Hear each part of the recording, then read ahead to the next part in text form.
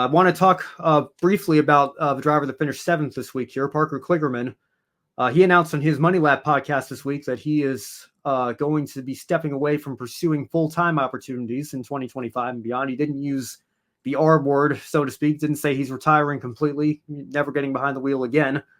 But this kind of caught me by surprise, Brandon, because he is still only in his mid-30s, and it seems like the last couple of years he's really found his groove with this big machine racing team. But the only thing they really haven't done is parking in victory lane yet. They've come very close on numerous occasions, and that's ultimately still the goal for him, I think, over these final few races here, is to get into victory lane and even still win a championship. They're in good position here for the playoffs starting in a couple of weeks. So how surprised were you by Parker Kligerman's announcement that he won't be full-time after this year? Very much caught off guard, because Parker Kligerman does not strike me as someone who is anywhere near retirement age, or at least to be behind the wheel. Now, he did, kind of come back into form of going full time, and has been kind of going back and forth, which you reminded me before the show how much AJ Allmendinger was once upon a time involved on the broadcast side of things. And I just did kind of remember that. But, he's been moving back and forth with that. But no, it really caught me off guard. I did not think that he would want to hang it up just completely after this year. It must be after a lot of thought, because Parker, we know Parker's a really competitive guy behind the wheel. I mean, very much like AJ, very, very, very competitive, very hard on himself. So yeah, he still has a shot to win the championship. Still has a shot to win for Scott Borchetta and Big Machine. So, but at the same time, it is nice to see that spot possibly be given to someone else who might need a seat in the Xfinity Series. That's a positive thing to look at for it. But he's still an impressive talent, especially on the road courses. So it did shock me that he's going to be leaving, and I don't really know a legitimate answer as to why he's going to do that, other than, hey, live life and be a broadcaster.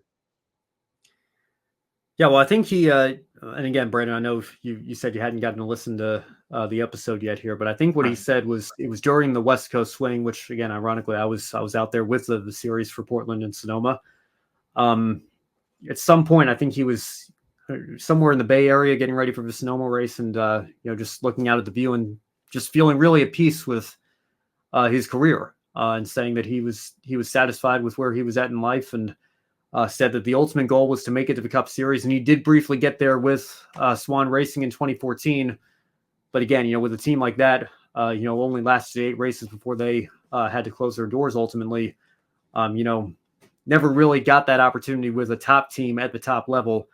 And at this point in his career, I think he probably felt that the chances of that happening were much slimmer than they might have been 10 years ago when he got in that Swan car.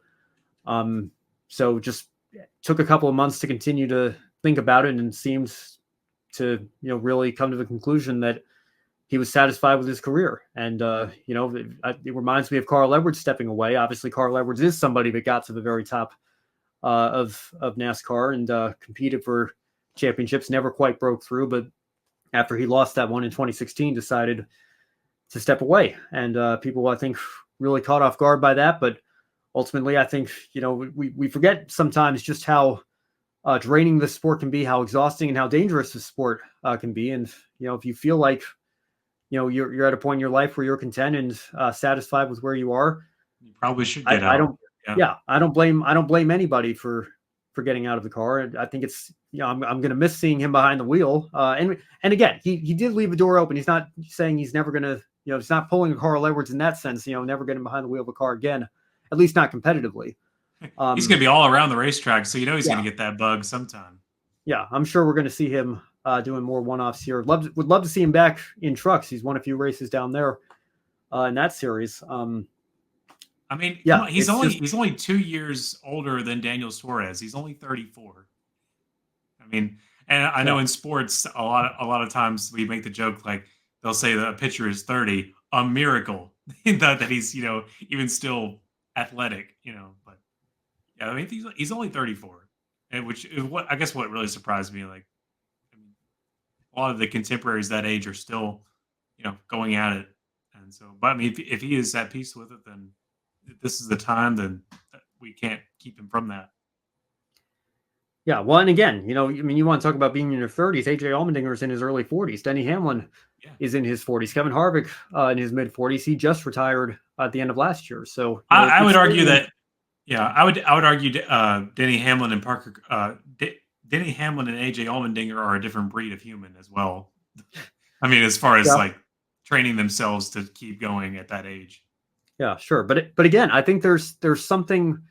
I've heard it said that, Cup drivers often peak in terms of their prime at 37, 38, even 39 years old here. So there's something that, again, as experience continues to build, you just continue to get better even into your late 30s, which is in most other, stick and ball sports when you really start to see most athletes drop off and decline.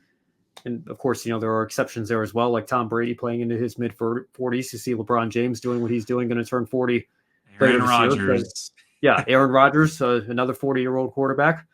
So it's there are certainly exceptions to that rule, but it's certainly more common in stock car racing. And I do think if Parker wanted to, could probably have another 8 to 10 years if he was able to find those opportunities, where he could compete at a high level, certainly in the Xfinity Series. But again, if you're at that point in your career, and he certainly has something to fall back on. I know we were talking before we went live tonight, Brandon, as well. I've been very surprised at how active he's remained because, AJ Allmendinger, when he was doing TV work for NBC, when he got the call to go full-time with Colleague, really stepped away from all of that. I don't know in a couple of years if, he gets out of the car, if, NBC, of course, re-ups in this new TV deal, if he's going to go back to, if they're going to have a NASCAR America kind of studio show, if that's, something AJ might have a future career in later down the line, but he's not really doing very much of that, if anything, right now. But Parker Kligerman's still out there in the pits almost every week, and that's in addition to being a full-time Xfinity Series driver. And again, a lot of those races are on NBC. He's primarily competing in trucks with Henderson for the last several years, and those races being on Fox. I don't know if that made it a little bit easier, for him to be able to jump back and forth between the two. But he, like I said, it's not like he is going to get out of the car and just completely disappear like Carl Edwards did in many respects. He's still going to be very active in the sport. I hope he continues to do his podcast and build what he's trying to build over there with the Money Lap. And we're going to see him on TV. And I think we're still going to see him occasionally behind the wheel of a race car. Just won't be full-time competing for a championship. So we certainly wish him all the best, and be interesting to see who fills that seat next year as well.